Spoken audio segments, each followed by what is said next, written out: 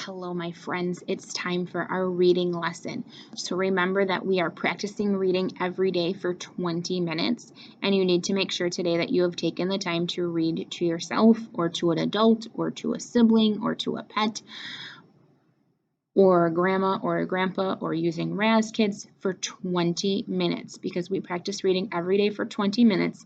And you guys have been really good about reading for 20 minutes. I do watch you on screen and know who is playing around and who's reading for that whole time.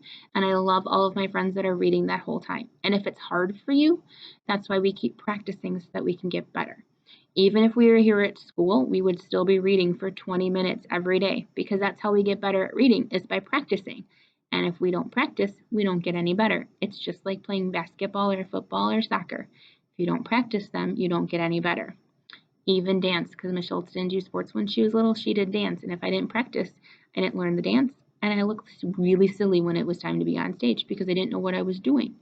We're going to be reading experts by the end of the school year. So we have been talking about our good habits for solving hard words. And these papers do not want to stay up. They were flipping around on me on the last one. They're flipping around now, but that's okay. We are talking about our good habits for solving hard words. First, we're going to talk about the habits that we already have. And then I have a new habit for us today that we're going to talk about too. So we want to make sure we have our persistence and we're not giving up when I get two hard words, just like the little engine that could. So our first good habit, see, it's flipping around, it's going to whack me in the face, guaranteed it. And you guys are going to laugh and it'll be all right. It's like when Tadpole's being naughty and I was teaching at home. Maybe you'll get to see him this afternoon too, because I'll be back teaching from home this afternoon. So the first thing I'm going to do is I'm going to check the picture to see if that can help me solve that hard word that I am stuck on.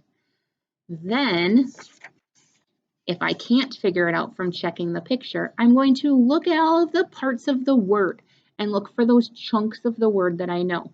Like we know that pull is the PL sound.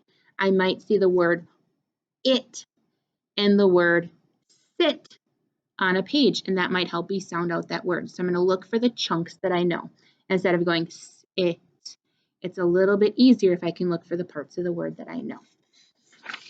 I also want to make sure that I am getting a running start. I don't want to give up. I want to have that persistence and I want to have that get-go to just keep going and to know that I can solve that hard word even though it is super tough.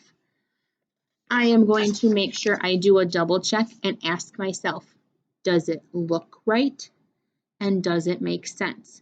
Because sometimes the word will look right, but it doesn't make sense for the story. So you might have a word like the word is supposed to be sugar and you think sweet and it just doesn't make sense, but it looks right. And sometimes it makes sense, but it doesn't look right. So it can go either way. Make sure you do that double check. And here's our new one for today.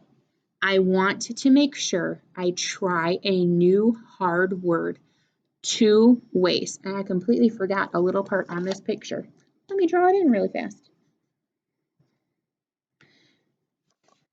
So let's say that I had this picture here. And I would be trying to figure out what that might be. And the word starts with an A. So I might say April, but that doesn't make sense. It looks right, but it doesn't make sense. I might try it with apple and realize that this is an apple. I know it's a really bad apple drawing, but it's the best Miss Schultz can do. So this is an apple. So if I had that word,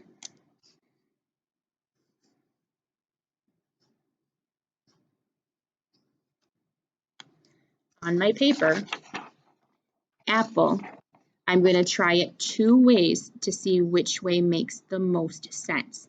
I'm going to try a and I'm going to try a because we know that letter can make either sound.